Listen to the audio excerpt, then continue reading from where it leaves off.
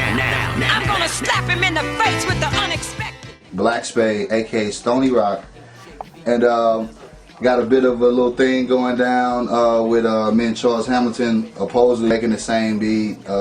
Like this, the Pink Lava Lamp was recorded during a time where I only remembered it if it was recorded in Pro Tools. So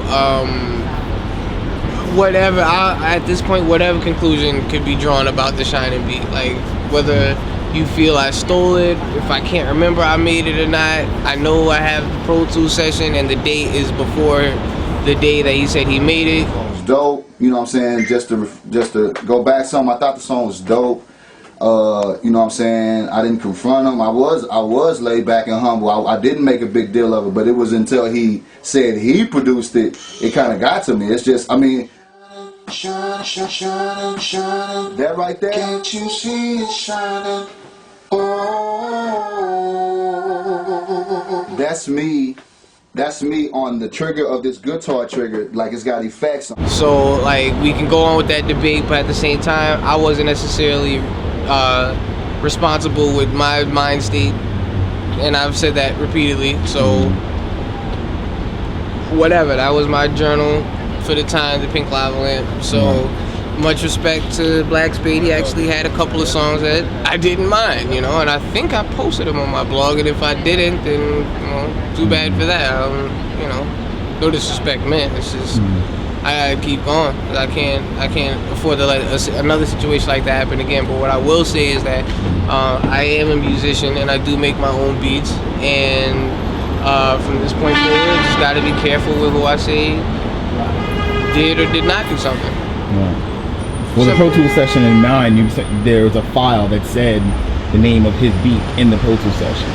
So can you explain how that was in there? Well, this is the issue. When we spoke on the phone about it, and when we spoke at South by Southwest, and I really don't like need to get into it right now, but when we spoke about it, I asked him, like, when did you make this? Because I had the date to the Pro Tools session open.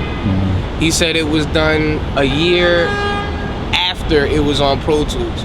He said that he made the beat and all that a year after. So I was like, well, date created, date modified, both are before the day you said you made this. And you said it was on your MySpace since when? Look, I'm not gonna sit here and let you send bullets my way, but at the exact same time, I said, you know what? I wasn't very responsible around that time, so you say you made the beat, you probably did. I probably got it off of a CD. You didn't even change the drums, and big up to Dilla. That's like the reason I even started doing music before I even knew who Dilla was. You couldn't even give Dilla credit when I asked you where you get the drums from. Everybody. But I'm not gonna, like, if I can't remember it, I can't remember it. And if I'm playing dumb, then shame on me. But like I said, I wasn't really 100% in my right mind during the Pink Lava Lamp. Exactly.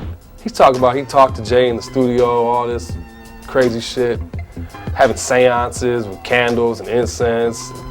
Jay helped him master his album, man. Come on, man. Don't play, man. Like I said, it's an honor to have Jay's name attached to your music. And I was, I can't remember the name of the show, but I was trying to be like the dude from Other Side. Remember that show? Nobody remembers that show. Well, basically, I was very wrapped in my own BS again, and I was like, I believe that I am chilling out with Dilla right now and using some plugins as I heard, like, I was very cerebral again, and it cost me people believing I'm sane still. So, I don't know. I don't know what more to say than except, you know, unless you're sure about the things you say are paranormally induced, just don't talk about it. It wouldn't have been easier just to have said this is influenced. So this most people would just say, hey, you know, this is a shout out to James Brown, rest in peace, you know. But to go ahead forward and say this is executive produced by J-Dilla seemed like going to the next level, wasn't it? Well, I mean, some of the things that I was trying to do were done out of trying to be a bit more than the job asks for.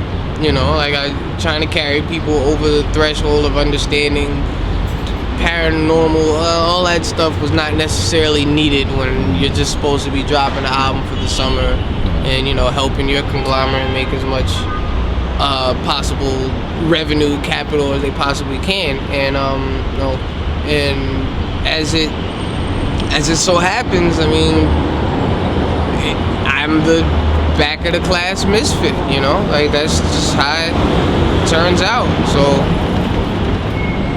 again, I have a very big mouth, and this big mouth of mine will continue to get me into trouble until I reach that solid middle ground of sanity.